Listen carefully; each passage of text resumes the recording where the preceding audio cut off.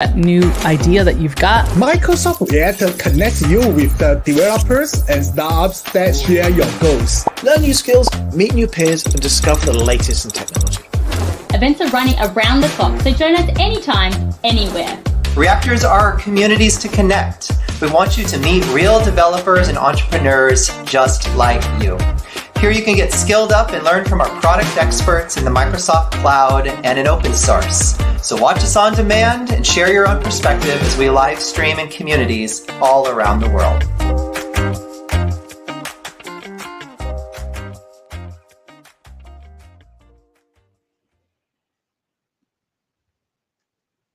Good evening, everyone, and welcome back to another episode from the Copilot Chronicle series.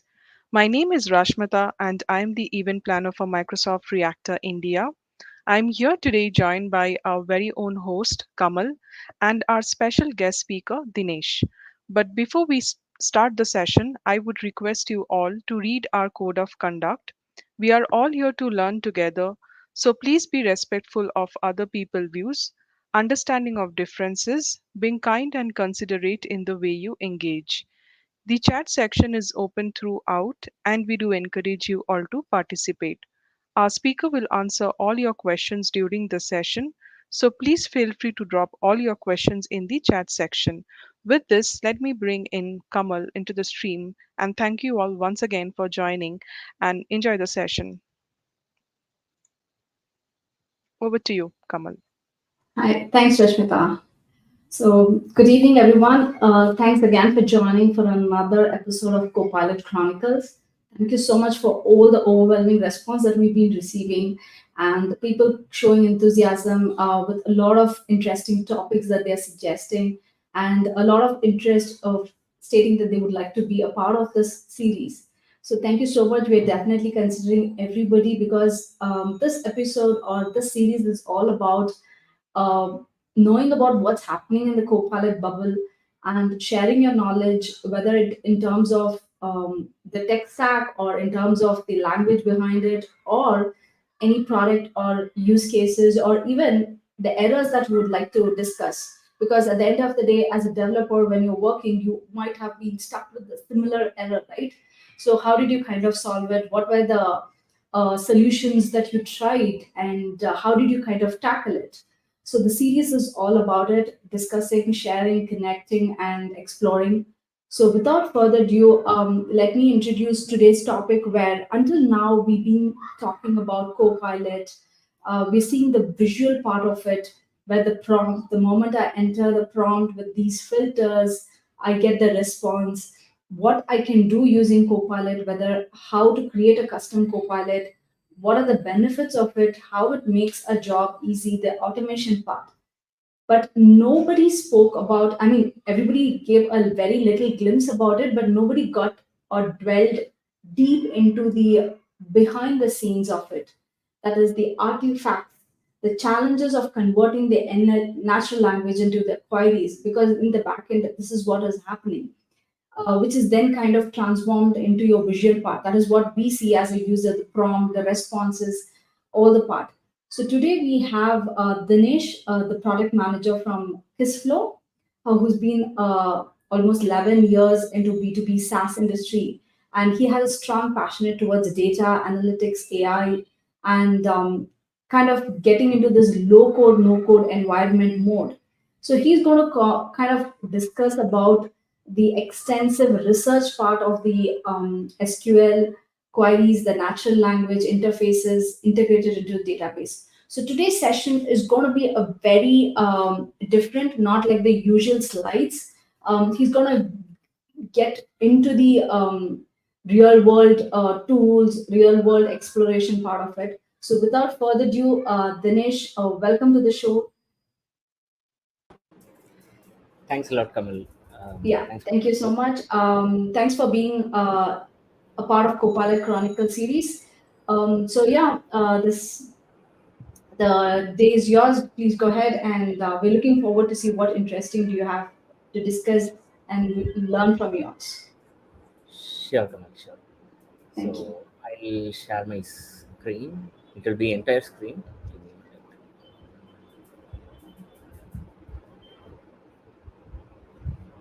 Yes, I hope my screens are visible.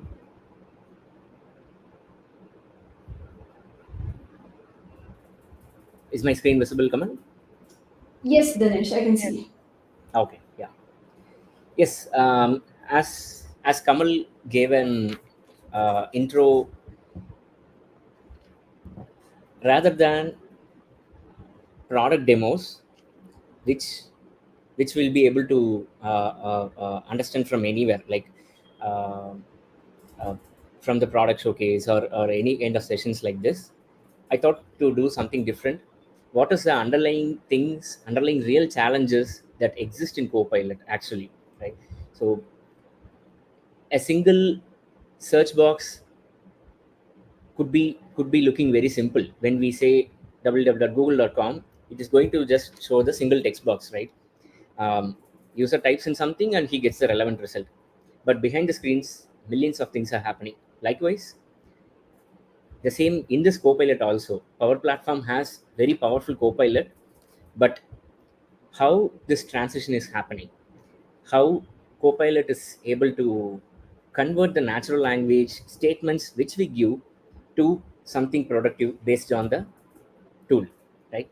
So for today, let me just dive deep into how this natural language conversation or text is being converted to insights. Okay, why I use the word insights is ultimately it is going to be an information. For example, let us say Kamal, she is running this Copilot Chronicles for a so and so period of time, right?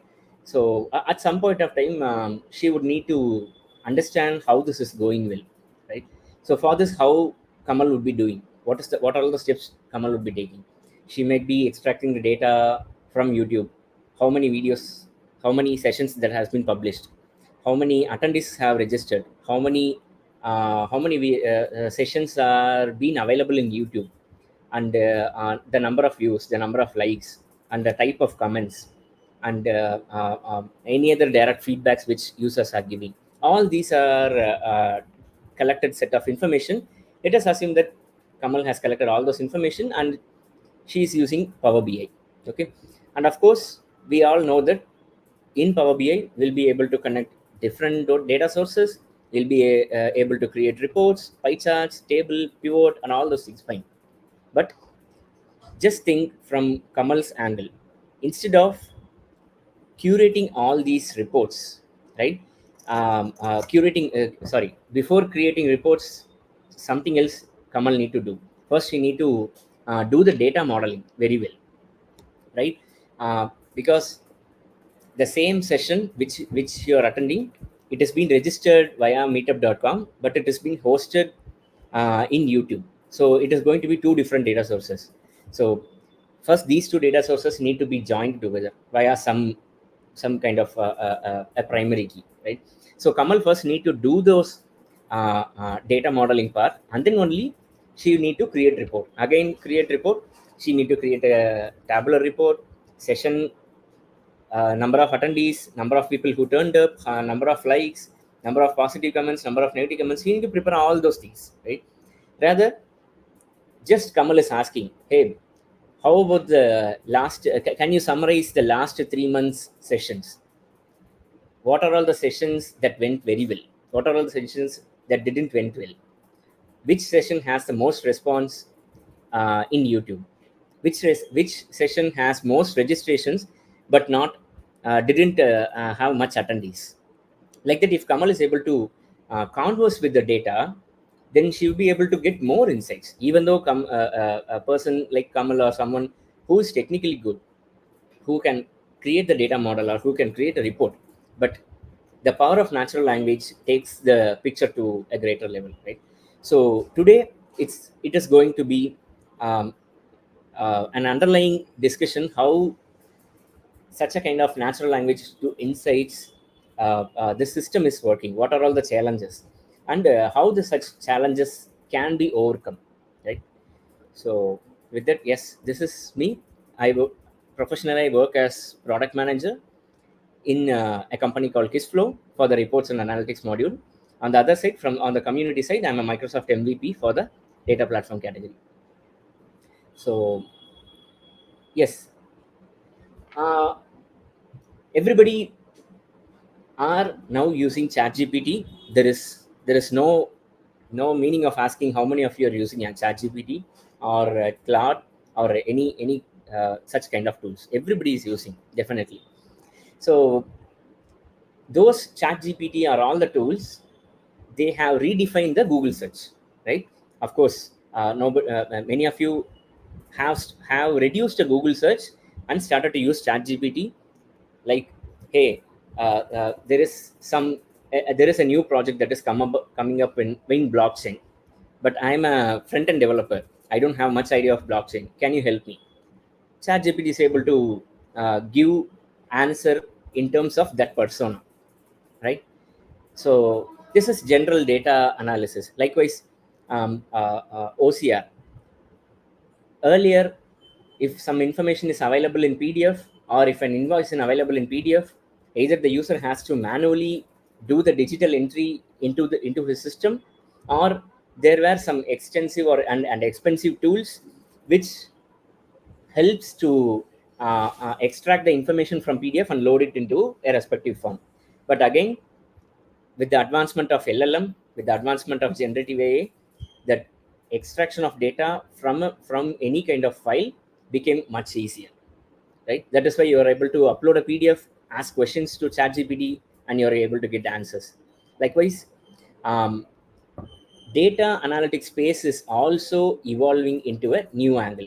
What I mean by data analytics is there is raw data somewhere, and there will be a set of people who first model the data, like establishing the joins, doing the cleanups, those all those kind of ETL stuffs, and there will be another set of people who create reports based on the target persona. The target persona could be end users or a team lead or a CEO or a manager. So based on the target persona, there will be someone who creates reports and another set of users who will consume the reports.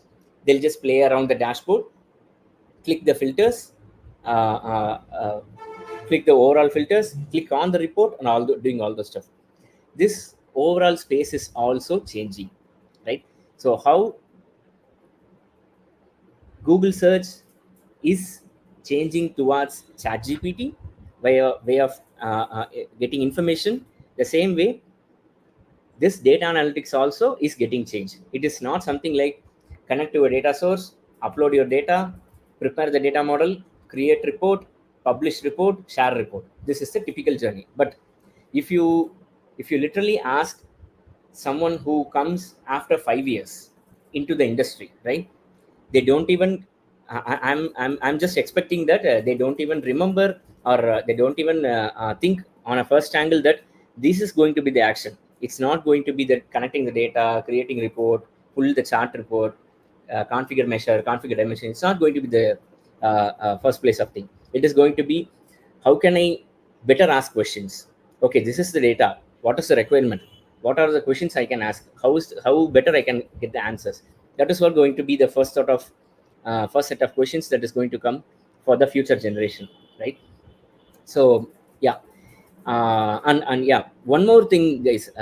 As a disclaimer, let me just state that whatever the tools I'm going to show now is everything to understand the concept better. There is nothing like I'm promoting one tool or discouraging another tool. There is nothing like that. It is just every other tool which I'm going to show is just for making the concept understand better. Okay. Yeah, so that is my disclaimer. With that, let me just proceed. Yeah, fine.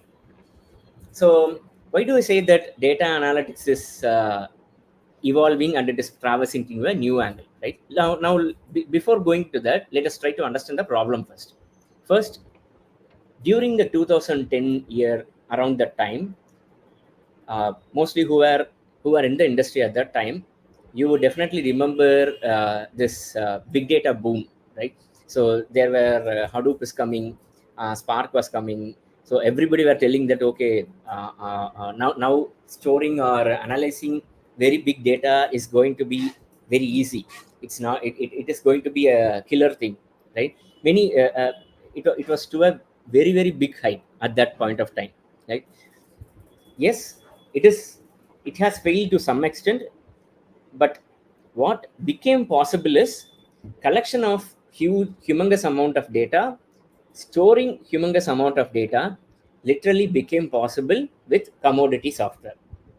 Okay, so before that it was almost like GBs of data, but after 2010 the amount of data generation became enormous, and also we as people started to pay for products with data. That is why we are able to get softwares like WhatsApp or Google for free of cost, right? So due to all these things, the amount of data that is getting generated has become humongous, and this big data technology stream was able to create a system to store all those data.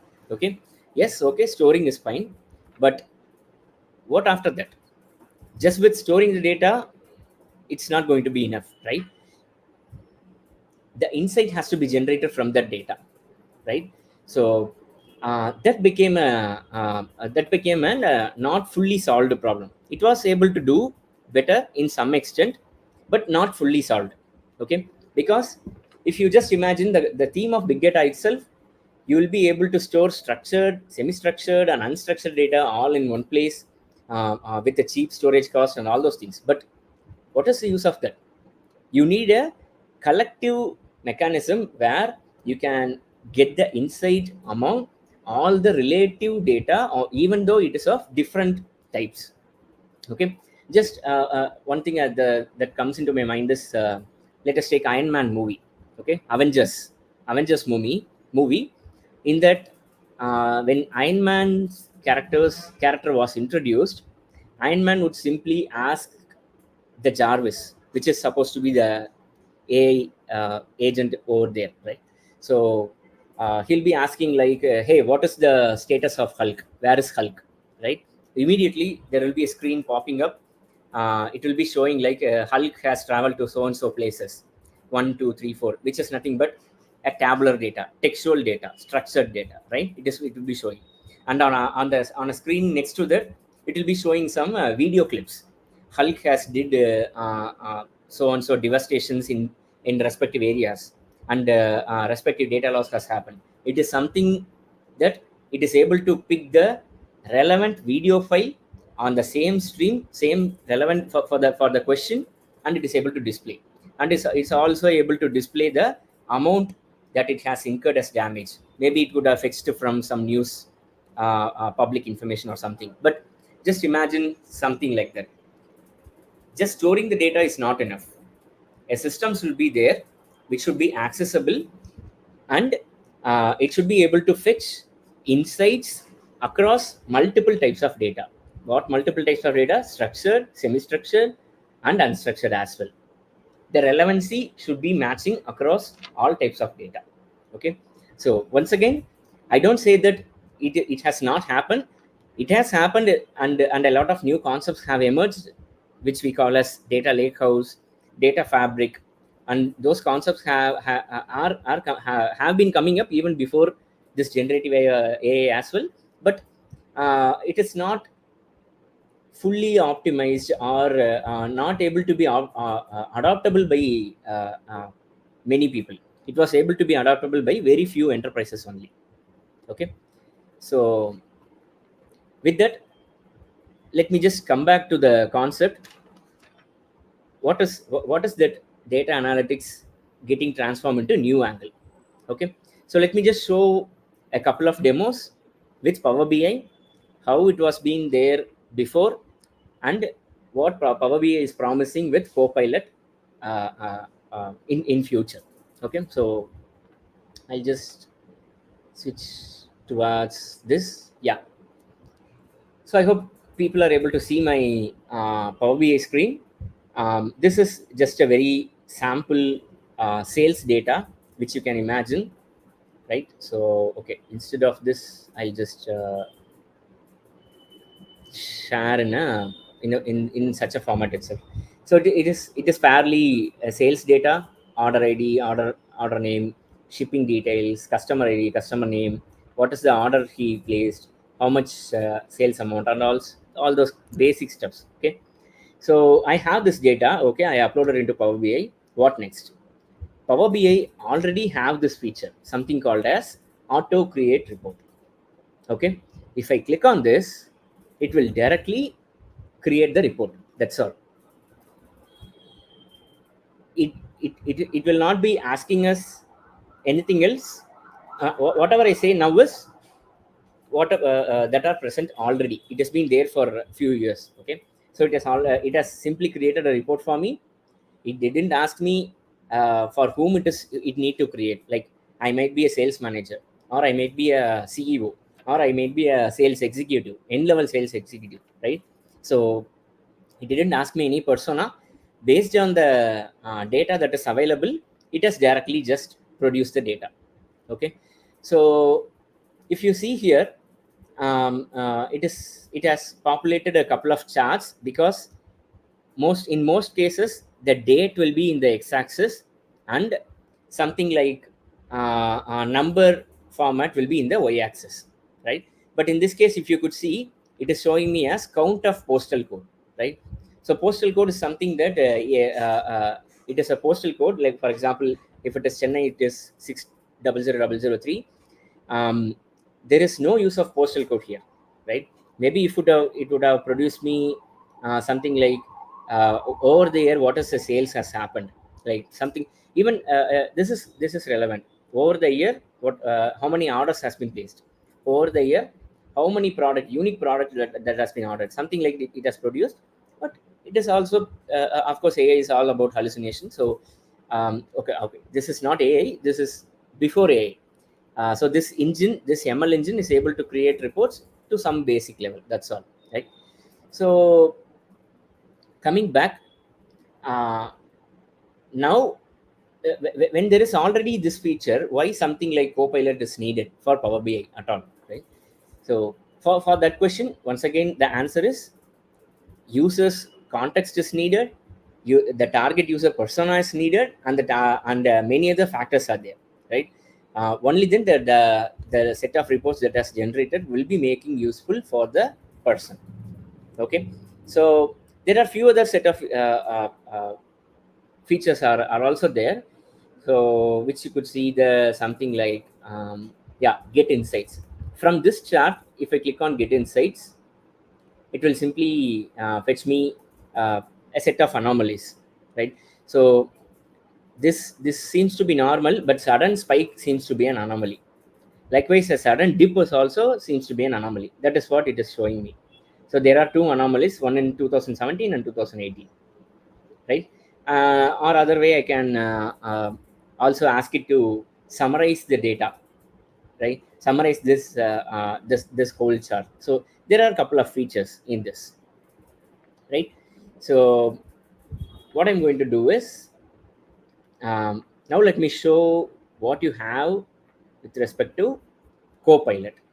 Okay, what Microsoft has promised in Power BI as Copilot is, it will be able to provide better answer for business users, whoever the person is asking, and whatever the question he is asking. Okay, so apologies, I'm not able to show Copilot in real using Power BI, because I haven't got access to that so far. So let me try to show it with the maximum, with the uh, uh, documentation which Power BI itself has, right? So if you see here, there is already a dashboard, and there is something called as Copilot here, and the end user is asking like, hey, can you summarize visuals on this page? Okay, so something like I mentioned an example with using Kamal, right? Just by giving the data, if Kamal is asking, hey, summarize the entire data and give me a report of how this 3 months of 50 session has performed, right? If she expects something like that, she can simply ask a question like that, and the behind the screen AI, Gen AI, Copilot will be checking through all the data, and it will be giving you a summary. So this is one thing. And another thing is, it can also suggest you additional set of reports. For example, this is again a sales data.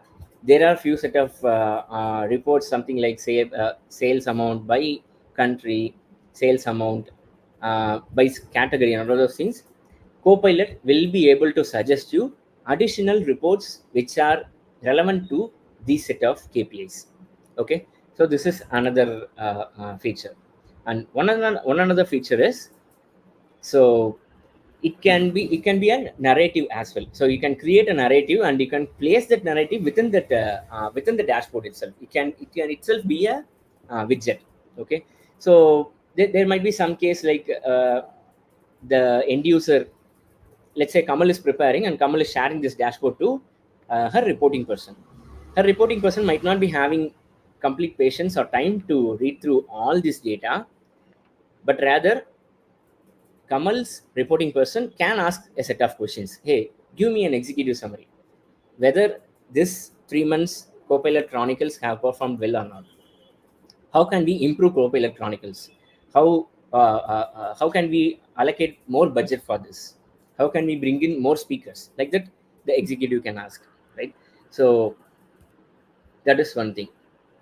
And yeah, this I okay.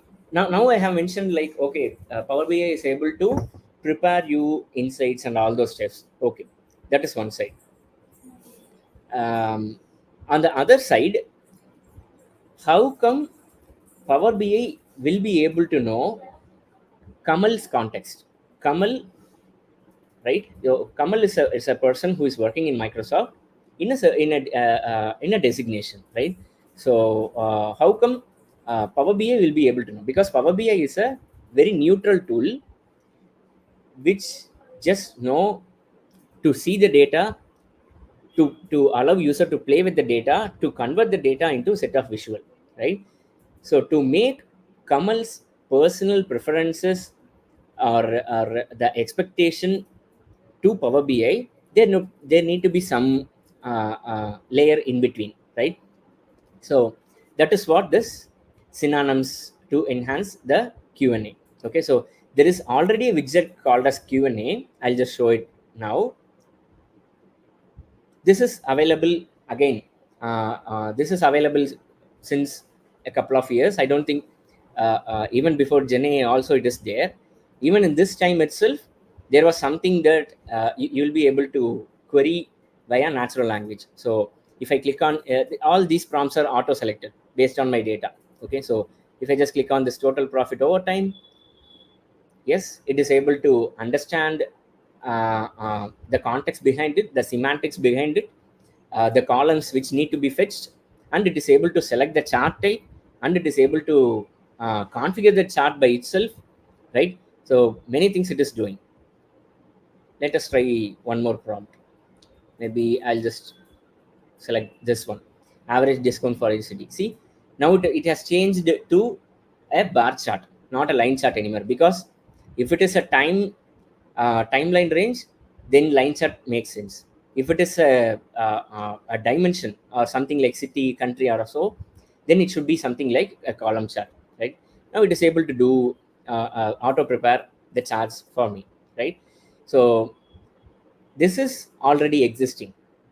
How come this can be improvised, right? How come this can be made improvised so that it can perform very well based on the natural language questions?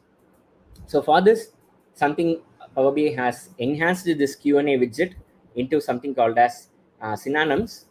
So within that Q&A widget, you will be able to mark certain columns and make it to include in Q&A, and you can also give description for those semantic model measures. Okay, so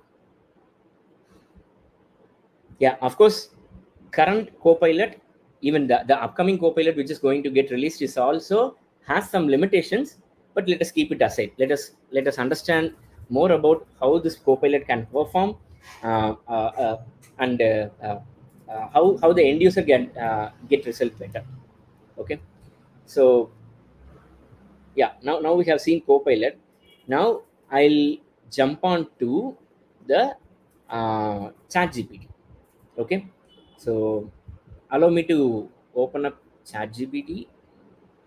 Yeah, I'll probably open a new chat. Yes. So what I'm going to do is just going to paste. Maybe we can paste 10 rows of data. This can be in multiple ways. This need not be in. I'm just pasting it directly. Even uploading a CSV also will work. Okay. So I have just uploaded the data. Now ChatGPT is able to understand what each row is. Sorry, what each column is. Right. So row ID, order ID, and all those things. It is automatically creating a description of each column. Okay, maybe in this case, if I want to change the description, right, I can tell right away to ChatGPT that, oh, hey, don't understand it this way, understand it in a different way. Okay, for example, I think everything is correct, but simply you can mention, hey, order date is something that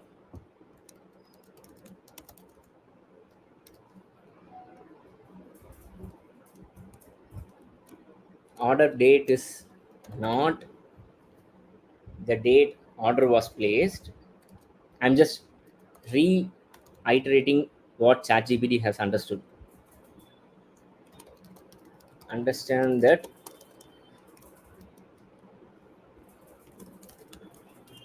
order date is when a user added the item to cart. My statement is absolutely wrong. I know that, but just for demo purpose, I'm just showing this. So because of course, the database and the column names in a company will not be very proper. Sometimes the person who analyzes the data only knows what kind of column it is, right? So that is why once I have mentioned it, it has updated itself with summary that, okay, I'll change my understanding to this. Okay, fine. Now let me just open this Power BI again, right? Everybody who are in the technical side and who are into the data analytics side, they know that if some kind of chart need to be built like this, underlying this there will be a SQL query, right? So yeah, I hope everybody are agreeing, right? If some kind of data analysis need to be done, for example, this count of postal code, the underlying SQL query would be select count of postal code from superstore, as a typical SQL query, a SQL 92 SQL query, right? That will be the case. But in this era, and information like this, or as a visual like this, need not be coming from just the SQL query alone. It can even be generated by LLM also, right? So the possibility of getting answer from data can be of two different types. One is via SQL query, and another one is LLM creates it. Okay. Now let us take these two pictures. With that, let us see first how a SQL query can be generated with the LLM itself, right? Create a SQL query to evaluate total sales by segment and subcategory. Okay. So once I gave that, it is generating me a SQL query itself. Okay.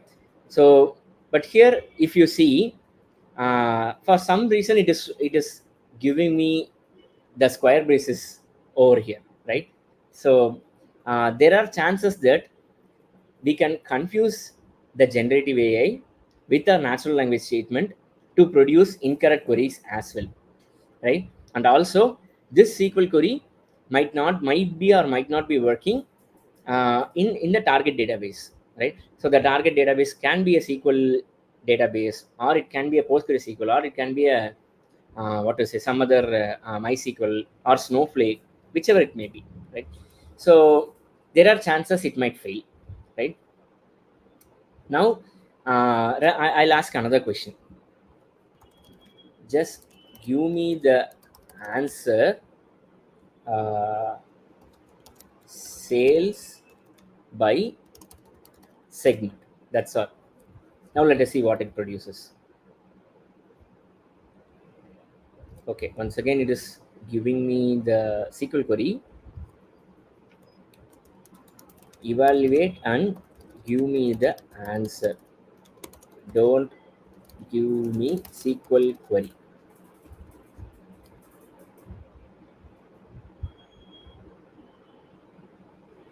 So what it does is, behind the screen, being generative AI, it is first picking up all the relevant data and then summarizing, and it is giving me a summary. Okay, so it is giving me a summary that the total sales is so and so in consumer segment and in corporate segment, right? So yeah, now we are able to understand, right?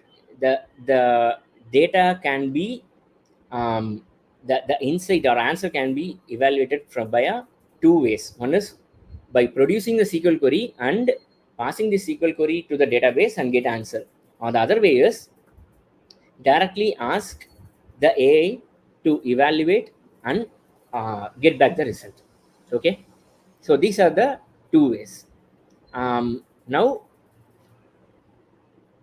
we cannot be very sure that whatever the answer that this AI has produced is correct, right? Because this SQL query for a very simple question that I have asked, it is able to give.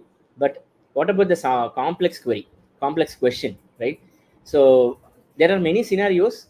This generation of SQL query from natural language will fail, right? So that is what this white paper is all about, which you will be able to find it in the meetups link as well. This has been combinedly did by a couple of Microsoft people, Microsoft research team, and a company called a startup, something called as Y. Okay, WAI. So Microsoft and Y together has published this white paper. So there are actually many white papers are there. So personally, I like this white paper very much because it has clearly mentioned what are all the complexities in evaluating an accurate SQL query from natural language. Okay, so I request you to check this white paper from your side in a detailed way. I'll also be available in LinkedIn. You can reach out to me in case of any questions. On the other side, let us try to demystify this whole white paper in an understandable diagrammatic way. Okay, so Kamal, I'll take a quick stop here. Can I proceed? Or Yes, Dinesh. You can proceed. Unless fine. you want to take a break and take a question or something like that. Okay, fine. So, having said that, let us come into a picture. Okay, user is going to ask something in natural language. Okay, it could be of a pharmaceutical related project, or it could be of a construction project, or it could be of a healthcare project, whatever it may be. A particular user is going to ask some question in natural language, and what the user is expecting is he is expecting a correct result. Okay, now let us take a pharmaceutical company, and a guy in the manufacturing sector, he is asking, hey, what is the turnaround time of so and so drug in last month? Okay, the expected result what he is expecting is the natural language or that AI engine should be able to return that, hey, the drug let us say paracetamol has to, the total turnaround time or the average turnaround time was let us say 7 days in last month. and the natural language or the AI engine or Copilot will be asking again, hey, the last month is 7 days. Do you want to know what is the average turnaround time of this month? Right? That is what the difference an AI can make. Once again, if you can imagine with Iron Man's Jarvis or the Tamil movie, right? The Rajini's movie, Robot. So it will be interactive, right? So just imagine in that context, to understand better. So for now, there is going to be three possibilities. One is for a natural language question, it might be giving the expected result, which is correct result, or for the natural language question, the AI will not be knowing the answer, so it might be saying, it might be producing no answer, right? But it can be of different types. One is invalid question, right? For example, if what to say, if that AI is being asked with a question that is not trained at all, that AI doesn't have any context at all, it will be saying as invalid question, right? And another thing is, when it is really into enterprises, this authorization layer is very important, because not all the data will be accessible to everyone, right? One table might be accessible, even in that one table certain columns might be accessible, and certain columns might not be, right? So all such kind of authorization layer will be present in the Power BI semantic model. So in case the user asks a question which he is not supposed to ask, it will be replying that, hey, you are not authorized to ask this. Or in other way, there might be case that he is asking some question which is involving two tables.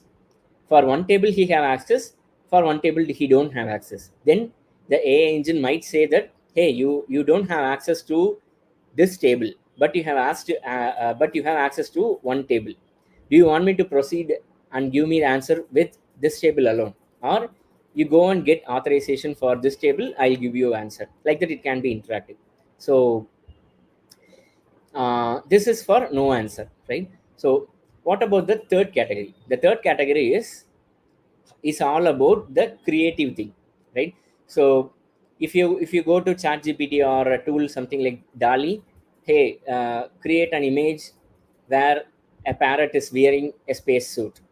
If you are mentioning that, of course, uh, the tool, something like DALI or any tool like Midjourney will be able to create that image for you. It is creative thing, which is okay, because it might be 90% perfect or 70% perfect or 80% perfect. The end user might like, or to the worst case, end user will not get screwed up, right? Whereas when it comes to data analytics, especially like a matured tool like Power BI, when it is giving something like Copilot, either it should be deterministic and give proper answer, or it should say that, hey, I don't get the question, right? So that level of maturity, tools like Power BI has the expectation, right? So now let us see that what are all that ambiguity cases or partially correct cases. Okay, again, in this scenario there are two possibilities are there. One is the natural language might produce a runnable SQL query, but the answer might be partially correct. Okay, in that we can segregate it into two types. One is ambiguity and another one is semantic mismatch. Taking this ambiguity, let me tell this as a simple example. So the same answer might be existing in multiple tables, right? Even multiple places as well. If you see in this example, there might be a SQL view, or there might be an actual table itself, right? Let us say the sales table itself. What is the sales that has happened by department? It might fetch from a view or it might fetch from a table, right?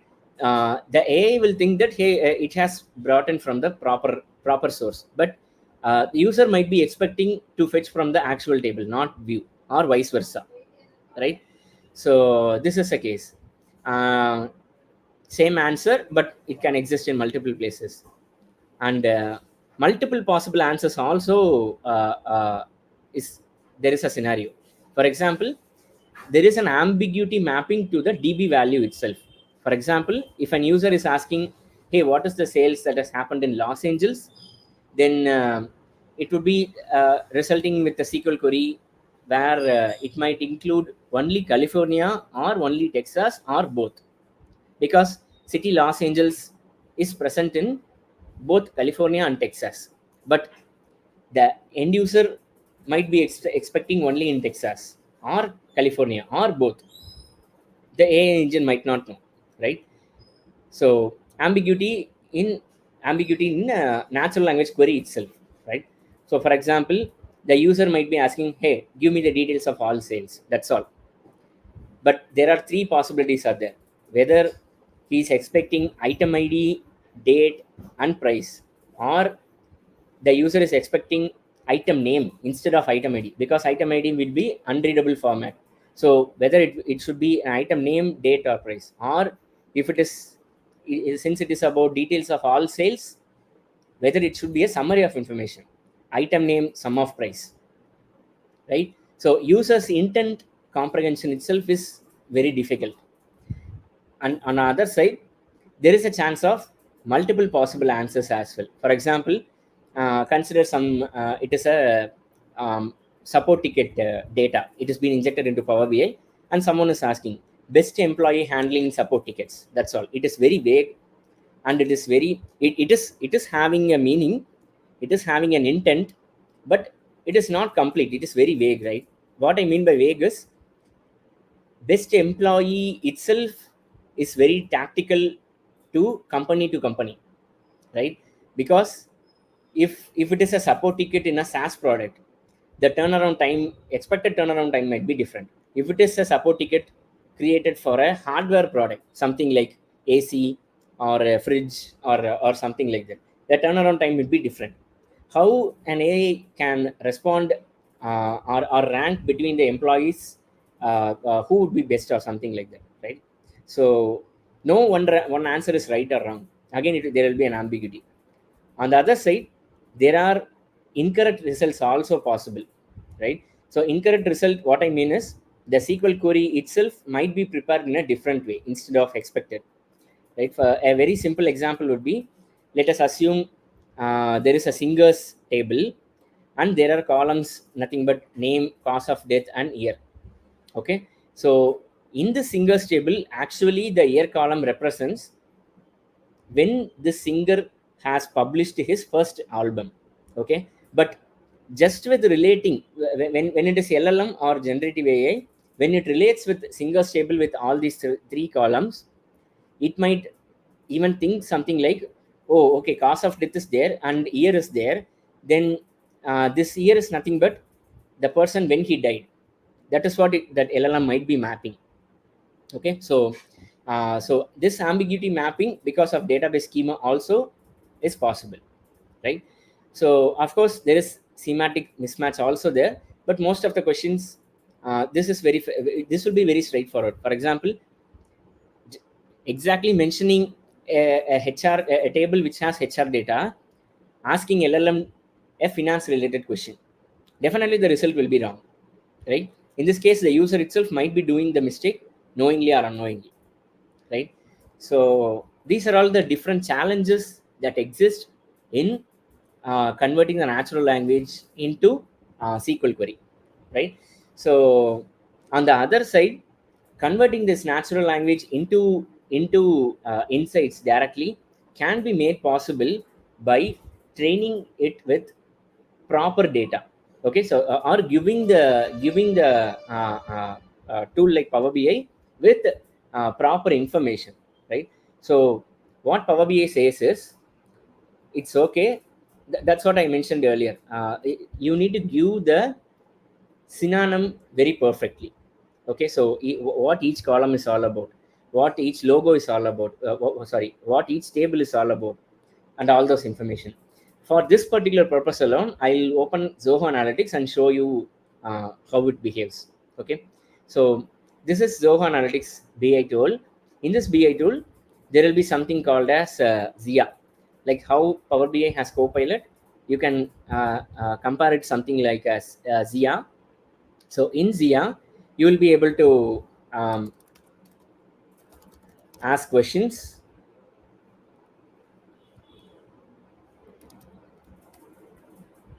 Um,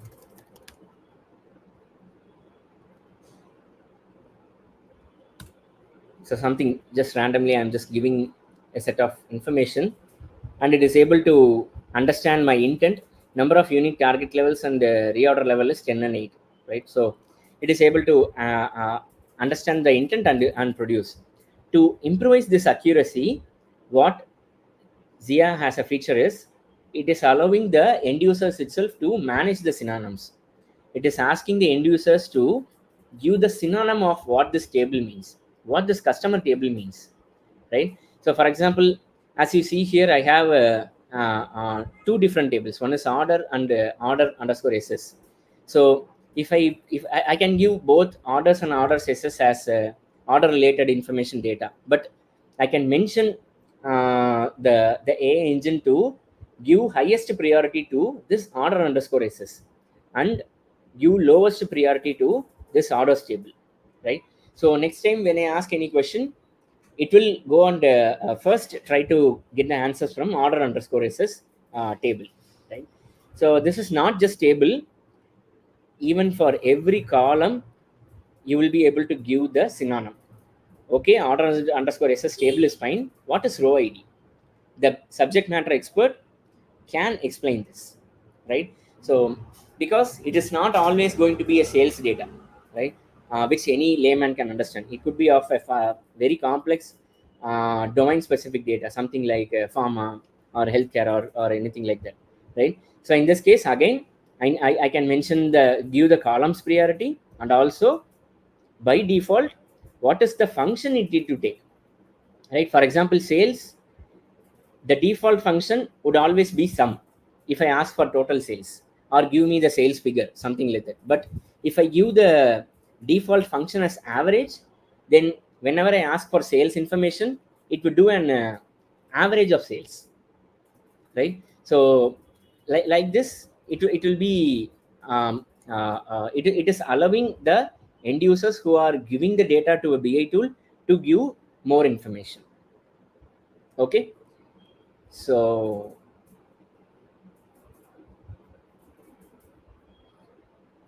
yeah,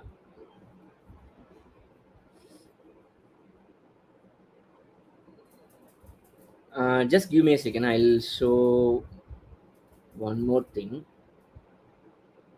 All these things you'll be able to see in what to say, in the documentation set of things itself.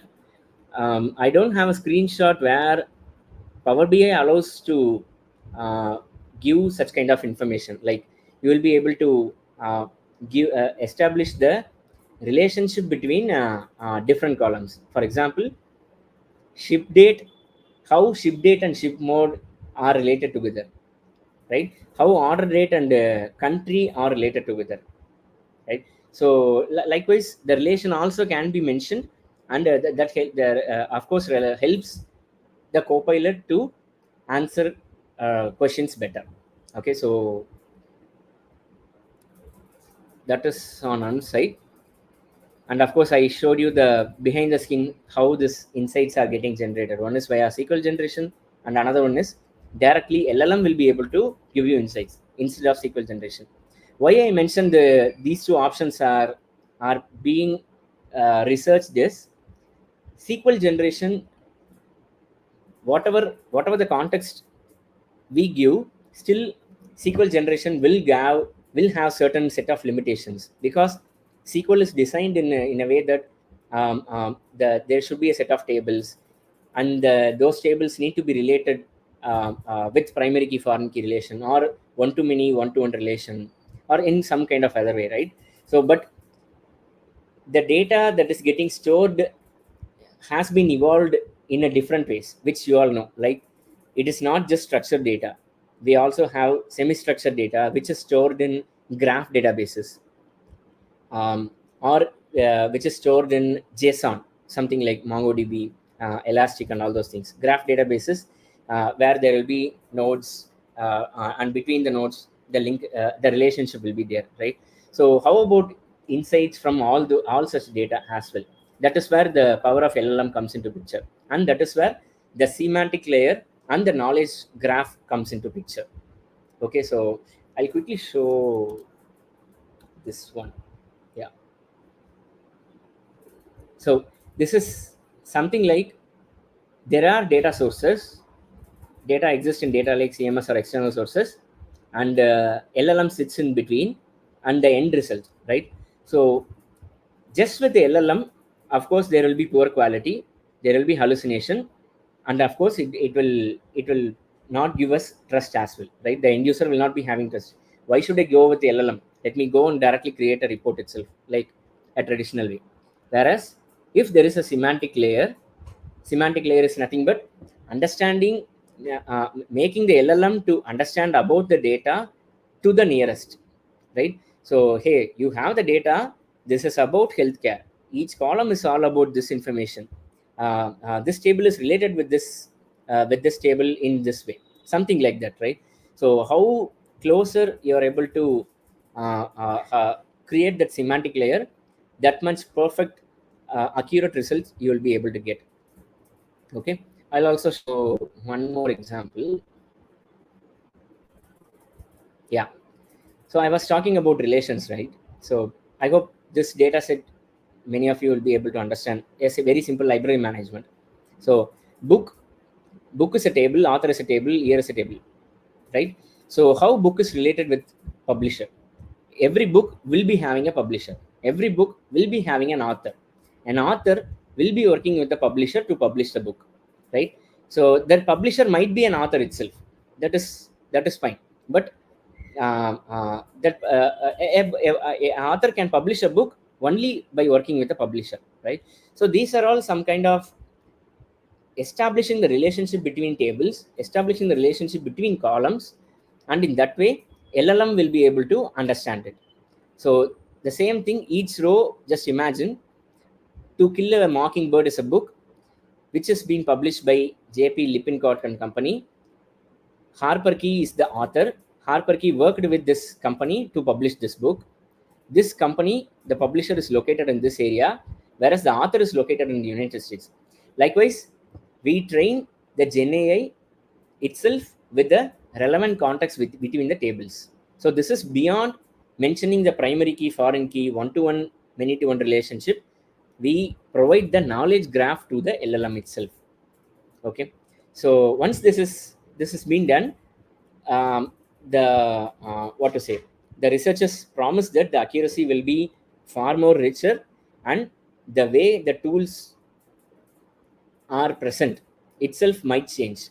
In future, BI tools might be something like a Google search or chat GPT. It might look like something like a chatbot, or with the search box. User just types in the query and it is creating the report. If the user wants to save that report, he can save it somewhere. Once again, if you want the same kind of answer, if the same question is being asked, it might bring up the same report, or it might tweak the existing report. So whatever things, it's all in the hands of product building team, right? So this is where the LLM, tweaking the LLM is all about, right? So yeah, now I think I have mentioned the challenges and how the challenges are being tackled both with the LLM and both with the SQL generation and the LLM, right? So I think that's it for me, Kamal. Hi, Dinesh. Thank you so much, Dinesh. I think that was definitely something which I was also kind of very new and refreshing for me when I really looked into the example of the author and the city and how those data are getting connected. Now, on that line, I have one question. Now, what or how can we handle this ambiguous or incomplete queries in this NL2 SQL? How does it really handle those kind of queries? Okay, so far nobody have assured that natural language to SQL query can be 100% accurate. Okay, but startups and even enterprises are doing continuous research, how those ambiguities or that inaccuracies can be reduced just by giving the SQL generation more context about the data, which I just mentioned over here, like mentioning about each column, mentioning about each table, which one to prioritize. This is one way. The other way is there should be a subject matter expert and a person who knows SQL query. Okay, so there should be both the persons. I'll just simply open a blog. This is a startup. So they have mentioned that how to bring up this accuracy, AI SQL accuracy.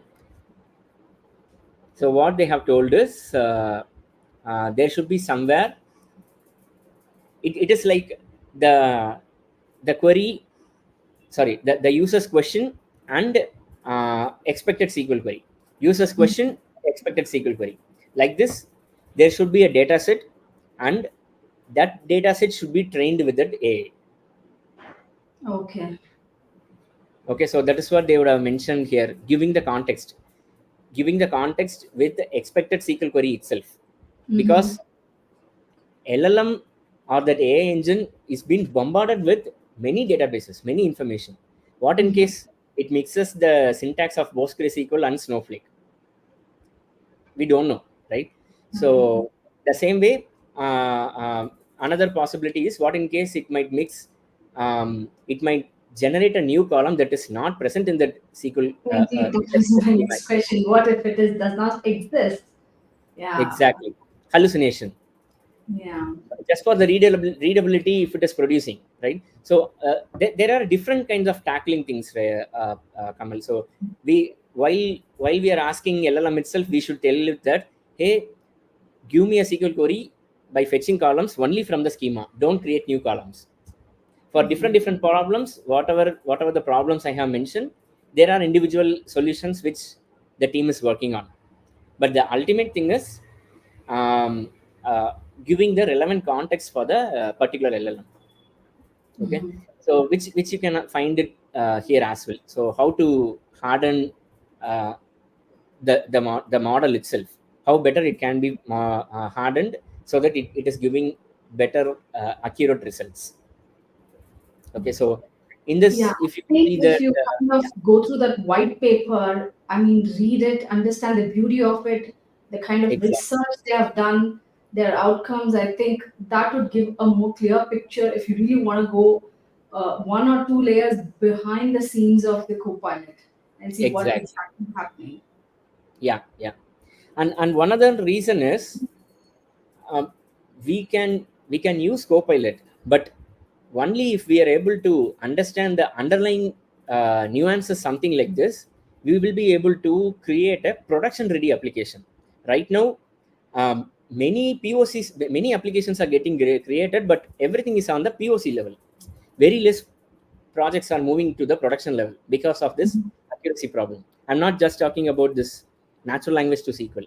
Many AI projects, I mean, with respect to even Copilot as well. So we just need to go to the underlying thing and see it from the both from the bird's eye view and also from the magnified view as well. Definitely, very true. So on that, we have one more question. I think they're asking, do you also give Akash wanted to know, could you give us a business context or how does it get the business context question? So will the Zoho example kind of suffice for it, or would you like to give another example? Yeah. Business context, again, it is about mentioning on the high level, like when you tell what this table is all about, right? This is one way. Maybe I don't know how Zoho has designed. It might have created a layer on the data level itself. Like it might be fetching different set of information. If I go over this table, it has different uh, levels of information. There is description. You can, apart from synonym, you can give description as well. So I'm not very sure about how Zoho does, but what you can do with the LLM, like if you are picking up Llama or any model to tweak this, to tweak it for the natural language or SQL means, you can train it from the scratch itself. Hey, this is the context of this. This is your context, and this is my business. This is the set of rules which I have.